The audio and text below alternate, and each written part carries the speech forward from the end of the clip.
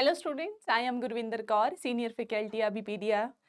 और आज हम यहाँ पे एसएससी एग्जाम के लिए बायोलॉजी डिस्कस कर रहे हैं। वही हमारी प्रीवियस ईयर डिस्कशन चल रही है यहाँ पे, राइट। तो प्रीवियस ईयर डिस्कशन से पहले करने से पहले सी हियर स्टूडेंट्स, आप हमारा व्हाट्सएप ग्रुप ज्वाइन कर सकते हो जिसका लिंक आपको डिस्क्रिप्शन बॉक्स में मिल जाएगा। See here students, WhatsApp group के थ्रू आप यहाँ पे रजिस्ट्रेशन कर सकते हो फॉर द एसएससी। और फिर जो है वो आपको कोई भी क्वेरी है आपकी, कोई भी सब्जेक्ट आपको रेडी करना है, टॉपिक रेडी करना है, इवन और भी कोई क्वेरी हो सकती है। फॉर एग्जांपल आपको नहीं पता कि आपको तैयारी कैसे करनी है ना, या कैसे शुरू करनी है। अगर आपने शुरू कर ली है तो अभी आपको प्रॉब्लम आनी शुरू हो गई है टाइम मैनेजमेंट के अंदर, आप एक वर्किंग एस्पिरेंट हो, राइट। कुछ भी ऐसा नहीं है कि सिर्फ आप कोर्स जानने के लिए यहाँ पे कॉल कर सकते हो। कुछ भी कोई भी क्वेरी है, even related to your time management, guidance, right, planning कैसे करें, हर एक तरीके की क्वेरी जो है वो आप रिजॉल्व कर सकते हो by joining this WhatsApp group. ठीक है जी। तो सिर्फ ऐसा मत सोचना कि सिर्फ कोर्स के लिए ही यहाँ से पूछा जा सकता है, ऐसा कुछ भी नहीं है। ठीक है। स्टूडेंट्स को अभी पीडिया जो है, अगर उनको गाइडेंस देने की बात आती है, राइट, कि एक स्टूडेंट जो है वो अपनी लाइफ में कुछ अच्छा करे, ठीक है, जब यहाँ पे बात आती है तब यहाँ की सारी फैकल्टी जो है वो हर एक स्टूडेंट को फ्री ऑफ कॉस्ट मतलब कि कोई कॉस्ट नहीं चार्ज करना है ना। ऐसा नहीं है कि स्टूडेंट को गाइड करने के लिए, एडवाइस देने के लिए हम कोई चार्ज करने बैठ जाए यहाँ पे, नहीं, फिर तो एजुकेशन एक कमर्शियल वो बन जाएगा, तरीका बन जाएगा। तो ऐसा कुछ भी नहीं है। तो कोई भी ऐसी कोई आपको प्रॉब्लम आती है, then you can join this WhatsApp group. या कोई क्वेरी है, ठीक है, तो भी आप इस यहाँ से पूछ सकते हो। ठीक है। तो आपको रजिस्ट्रेशन करना है, कॉल या मैसेज करके आप अपनी रजिस्ट्रेशन ऑटोमेटिकली आपकी हो जाएगी। ठीक है जी। Okay okay. ठीक है। तो टॉपिक कौन कौन से कवर करने हैं हमें? तो टॉपिक हम कवर करेंगे स्टूडेंट हमारे पीवाईक्यू प्लस उनकी डिटेल्ड डिस्कशन। डिटेल्ड डिस्कशन का मतलब होता है कि मान लो आपने कोई कोई भी हमने टॉपिक किया, ठीक है, मान लो फॉर एग्जांपल हमने ईयर का कोई क्वेश्चन आया, तो वहीं पे हम क्या करेंगे, ईयर से रिलेटेड हम उसको समझेंगे, जो भी उसका बेसिक है तो उसको हम यहाँ पे कवर कर लेंगे। ठीक है जी। तो ये एक बहुत अच्छा मेथड होता है, इसको हम स्मार्ट स्टडी कहते हैं। ठीक है। टाइम के साथ साथ आप बहुत आप बहुत एफिशिएंटली उसको रेडी करते हो। ठीक है।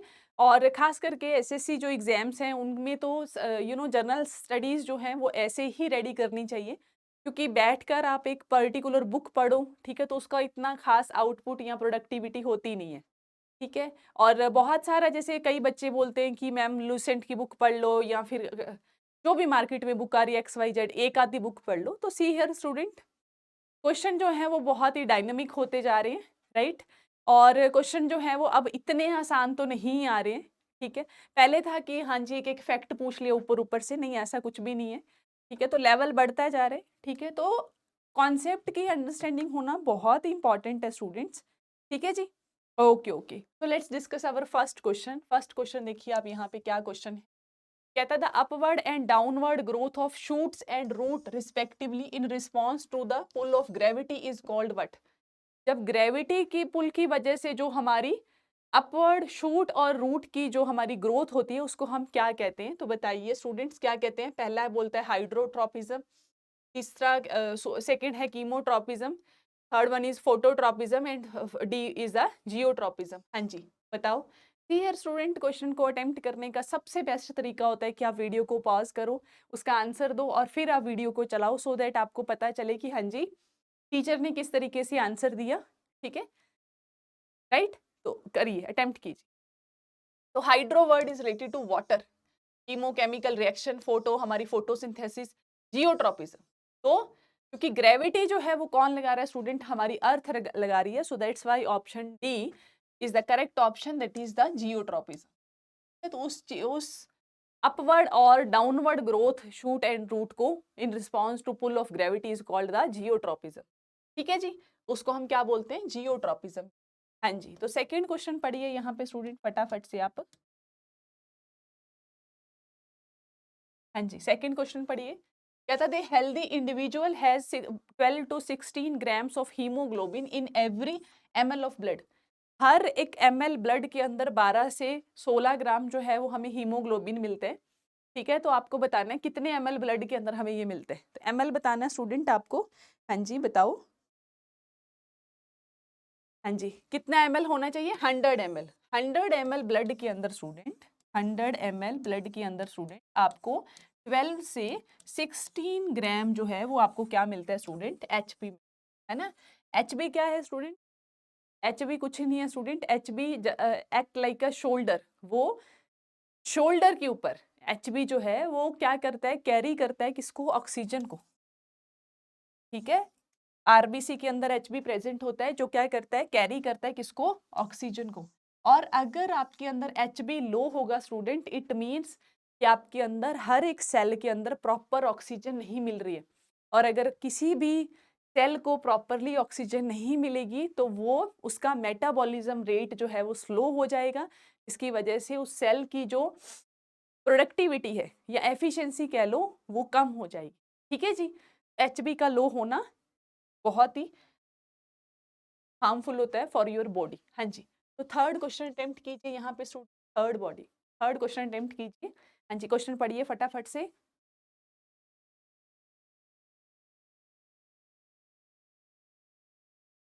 कहता है the organism such as bacteria, virus, fungi, protozoa, helminthes etcetera can cause disease in human being are called what? तो आपको पता है हमने पहले भी ये चीज डिस्कस की है, कोई भी ऐसा ऑर्गेनिज्म जो डिजीज कॉज करता है ह्यूमन बॉडी के अंदर तो उसको हम क्या बोलते हैं स्टूडेंट? पैथोजेंस। उसको हम क्या बोलते हैं स्टूडेंट? पैथोजेंस। हम क्या बोलते हैं स्टूडेंट? पैथोजेंस, ठीक है जी। हाँ जी, तो नेक्स्ट क्वेश्चन पढ़िए यहाँ पे आप। नेक्स्ट क्वेश्चन पढ़ो बच्चे, फोर्थ क्वेश्चन पढ़िए, पढ़ो।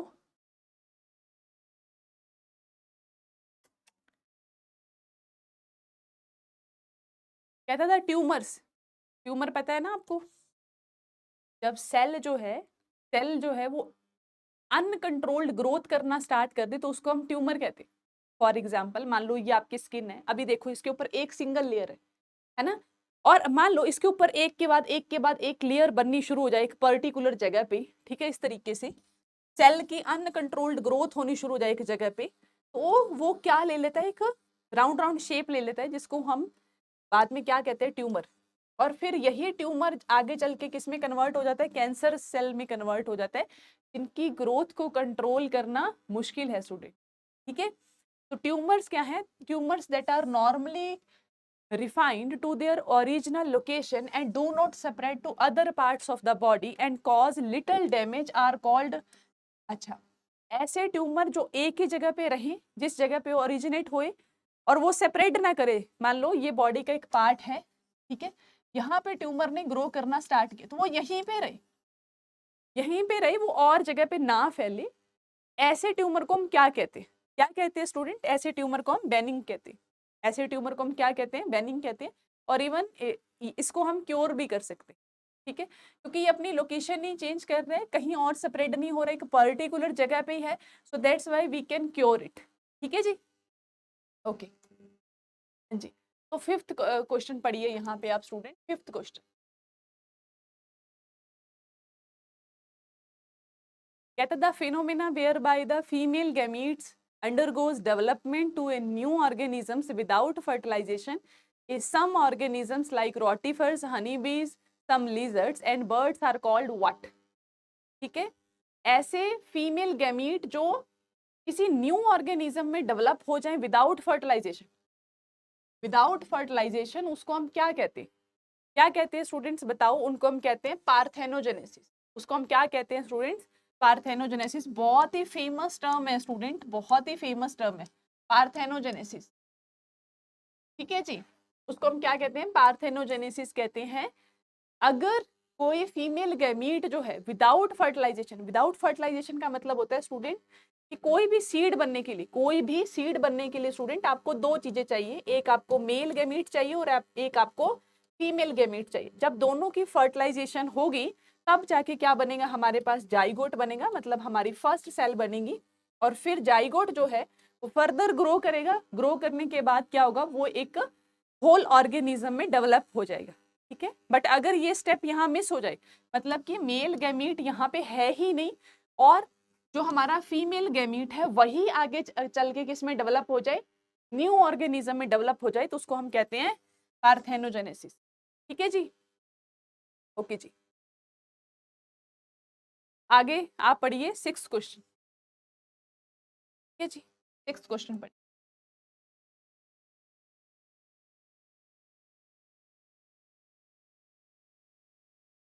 कहता है which of these bones is not a part of human year. Human ear का पार्ट नहीं है। कहता है इनकस, स्टेप्स, फीमर, मेलिस। देखो, femur is not the part of our year, human ear. Human ear का पार्ट नहीं है student वो।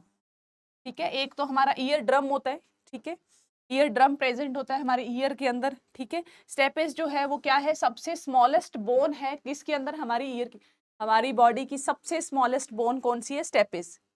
ठीक है, मेलिस भी प्रेजेंट होता है। फीमर जो बोन प्रेजेंट होती है वो प्रेजेंट होती है हमारी थाई के अंदर, ना कि ईयर के अंदर। तो femur bone is not the part of human ear. Next discuss करते हैं student 7th number question. 7th number question देखिए, कहता है red worms have a structured name filling the blanks which helps them in grinding their food. Red worms कहते हैं have a structure name which helps them in grinding their food. Food को grind करने के लिए, ठीक है, कौन सा स्ट्रक्चर प्रेजेंट होता है, तो कौन सा स्ट्रक्चर प्रेजेंट होता है, गिजर्ड प्रेजेंट। ठीक है, गिजर्ड प्रेजेंट होता है। ठीक है, जो क्या करता है, फूड की ग्राइंडिंग करने के लिए हमें हेल्प करता है, स्टमक के अंदर प्रेजेंट होता है। ठीक है जी, okay okay. 8th number question पढ़िए यहाँ पे फटाफट से। Which of these words refers to the scientific study of domestic dogs? Domestic dog की साइंटिफिक स्टडी को हम क्या कहते हैं स्टूडेंट, क्या कहते हैं, साइनोलॉजी। ये बहुत ही आसान क्वेश्चन है, बिल्कुल फैक्ट है। ठीक है, तो साइंटिफिक स्टडी को, डोमेस्टिक डॉग्स की साइंटिफिक स्टडी को कहते हैं साइनोलॉजी। हाँ जी, तो नेक्स्ट क्वेश्चन पढ़िए, 9th नंबर क्वेश्चन पढ़िए जी फटाफट से।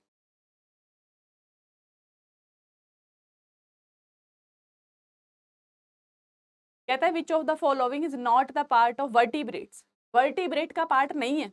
वर्टिब्रेट और इनवर्टिब्रेट में क्या फर्क होता है, वर्टिब्रेट में रीढ़ की हड्डी प्रेजेंट होती है, इनवर्टिब्रेट्स में रीढ़ की हड्डी प्रेजेंट नहीं होती। ठीक है, तो मैमल में रीढ़ की हड्डी होती है, बिल्कुल। हियर मैमल्स, तो हमारे में रीढ़ की हड्डी प्रेजेंट होती है। फिश में होती है, बिल्कुल होती है। बर्ड में होती है, बिल्कुल होती है। स्नेल के अंदर रीढ़ की हड्डी नहीं प्रेजेंट होती है, that's why it is not a vertebrate. ठीक है जी, अच्छा डू कमेंट स्टूडेंट कि पूरे ऑल ओवर अर्थ के ऊपर वर्टिब्रेट्स ज्यादा हैं या इनवर्टिब्रेट्स ज्यादा है, तो बताओ, कमेंट करो स्टूडेंट्स कि पूरे अर्थ के ऊपर अगर मैं फ्यूना की बात करूं कि जितने भी एनिमल्स, बर्ड्स, मैमल्स, रेप्टाइल्स जो भी हैं, ठीक है, जितने भी हमारे ऑर्गेनिजम्स हैं उनमें इनवर्टिब्रेट्स की पॉपुलेशन ज्यादा है या वर्टिब्रेट्स की पॉपुलेशन ज्यादा है, तो डू कमेंट स्टूडेंट। ठीक है, तो ये क्वेश्चन आपके लिए। हाँ जी, तो 10th नंबर क्वेश्चन पढ़िए। कहता है which of the following glands is present between the lungs. Lungs के बीच में कौन सा ग्लैंड प्रेजेंट होता है, कौन सा ग्लैंड प्रेजेंट होता है, थाइमस ग्लैंड प्रेजेंट होता है। और थाइमस ग्लैंड कैसा होता है, थाइमस ग्लैंड का मेन फंक्शन होता है स्टूडेंट कि यहाँ पे टी सेल्स मैच्योर होती हैं हमारी। कौन सी सेल्स मैच्योर होती हैं, टी सेल्स, जो हमारे इम्यून सिस्टम की टी सेल्स है ना स्टूडेंट, बनती वो बोन मैरो में ही है, बनती वो किस में है, बोन मैरो में ही है, बट मैच्योर मैच्योर वो टी थाइमस में आके उठती। ठीक है, थाइमस जो है वो ज्यादातर एक्टिवेट होता है किसके अंदर, चिल्ड्रंस के अंदर एक्टिवेट होता है, क्योंकि वो इम्यून सिस्टम में हेल्प करता है। जैसे जैसे हम बड़े होते जाते हैं, अडल्टहुड एज में आते हैं, वैसे वैसे हमारा थाइमस जो है वो डीएक्टिवेट होता जाता है। ठीक है, और वो कन्वर्ट हो जाता है धीरे धीरे फैटी टिश्यू के अंदर, राइट। ओके, तो थाइमस जो है बिल्कुल हमारे लंग्स के बीचों बीच प्रेजेंट होता है। ठीक है, थाइमस ग्लैंड। ओके जी, तो नेक्स्ट क्वेश्चन पढ़िए, 11 number question, 11th number question पढ़िए। कहता है which of the following is not a part of human brain. Human brain का पार्ट नहीं है वो, बताओ कौन नहीं है।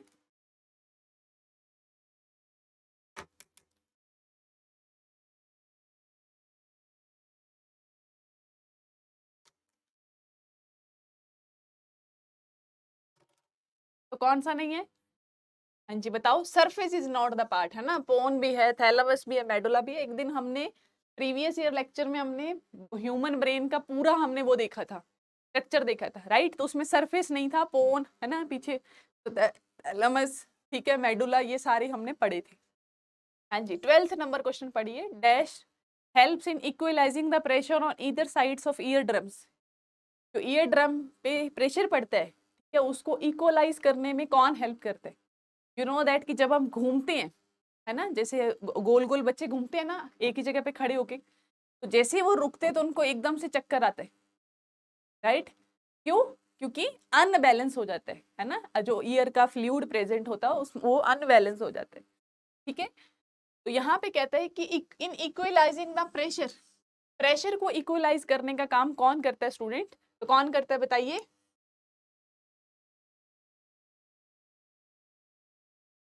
तो कौन करता है? एस्टियन ट्यूब करती है। एस्टियन ट्यूब जो है स्टूडेंट, वो हमारे ईयर ड्रम के अंदर इस तरीके से यहाँ से जाती है ऐसे करके, वो जो ट्यूब है वो इक्वलाइज करती है किसको? प्रेशर को, ठीक है जी। एस्टियन ट्यूब जो है वो हमारे प्रेशराइज को इक्वलाइज करती है, कहाँ पे? हमारे ईयर ड्रम पे, ठीक है, दोनों साइड जो हमारे ईयर ड्रम्स प्रेजेंट होते हैं। तो इसी के साथ स्टूडेंट्स हमारा ये लेक्चर यहाँ पे मैं ओवर करती हूँ, बट बिफोर दैट आप लीव मत करना, मैं आपको यहाँ पे कुछ बहुत ही इंपॉर्टेंट इन्फॉर्मेशन देना चाहती हूँ, ठीक है? आप पहले उसके बारे में देखिए and after that you may leave, ठीक है जी? देखिए, तो स्टूडेंट्स आपको जाना है गूगल क्रोम पे और वहाँ पे जाने के बाद आपको अबीपीडिया सर्च करना है and after that student choose exam करना है। आपको किसी भी एग्जाम के लिए प्रिपेयर करना है तो इसके अंदर से आप कोई भी एग्जाम चूज कर सकते हो। फॉर एग्जांपल आपको एसएससी सीएचएसएल के लिए प्रिपेयर करना है, एसएससी सीजीएल के लिए प्रिपेयर करना है, तो इस पे आप क्लिक कीजिए। हो गया क्लिक, ठीक है? फिर आप आइए स्टूडेंट माइक्रोवर्स के ऊपर। कहाँ पे आना है स्टूडेंट? माइक्रोवर्स के ऊपर। नीचे जब आओगे ना, यहाँ पे आ जाएगा माइक्रोवर्स, इस पे क्लिक कर लो। हो गया क्लिक। अब जो है स्टूडेंट आपको क्या करना है, यहाँ पे अपना नंबर जो है उसको आपको कॉल या व्हाट्सएप करके रजिस्टर करना है। पहले यहाँ पे नंबर फिल करो, फिर उस पर कॉल कर दो या व्हाट्सएप कर दो, आपका नंबर ऑटोमेटिकली रजिस्टर हो जाएगा, आपको कुछ करने की जरूरत नहीं। And after that for example आपको जर्नल स्टडी प्रिपेयर करना है, तो लो जी जर्नल स्टडी पे आप क्लिक कर लो। हो गया? तो देखिए पूरी पूरी जर्नल स्टडी है स्टूडेंट, वो आप 884 के अंदर ओनली 884 रुपीज में आप पूरी जर्नल स्टडी प्रिपेयर कर सकते हो। इसमें देखो हिस्ट्री के आपको 8 लेक्चर मिलेंगे, ज्योग्राफी के आपको 10 लेक्चर मिलेंगे, इंडियन पॉलिटी के आपको 10 लेक्चर मिलेंगे, इंडियन इकोनॉमी के 10 मिलेंगे, जर्नल साइंस के 10 लेक्चर मिलेंगे, है ना? तो ऐसे करके आर्ट एंड कल्चर के आपको, ठीक है, ऐसे करके स्टूडेंट आप हर एक टॉपिक को क्या कर सकते हो? प्रिपेयर कर सकते हो। इवन आप सिंगल सिंगल टॉपिक को भी प्रिपेयर कर सकते हो। फॉर एग्जांपल आपको सिर्फ ज्योग्राफी करना है, तो ज्योग्राफी में आप 156 में क्या कर सकते हो? पूरी ज्योग्राफी प्रिपेयर कर सकते हो फॉर योर एसएससी एग्जाम। तो देखा कितनी स्मार्ट स्टडी है ना? है ना स्मार्ट स्टडी?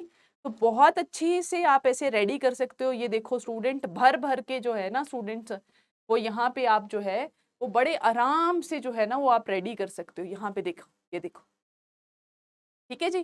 तो यहाँ पे क्या है ना स्टूडेंट्स, आप बहुत अच्छे से स्मार्ट तरीके से, और टाइम टाइम सेव करना बहुत इंपॉर्टेंट है स्टूडेंट्स। तो टाइम सेव करके यहाँ पे क्या कर सकते हो? आप अपना प्रिपेयर कर सकते हो, ठीक है? और मैनेज करना भी बहुत आसान हो जाता है स्टूडेंट। ऑफलाइन क्लास में आपको रेगुलर जाना पड़ता है, यहाँ पे आपको रिकॉर्डिंग क्लास है, कभी भी देखो, राइट?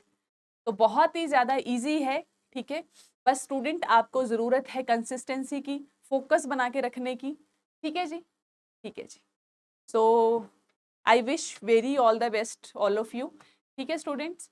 तो मैं इसी के साथ लेक्चर करती हूँ यहाँ पे over. Thank you so much.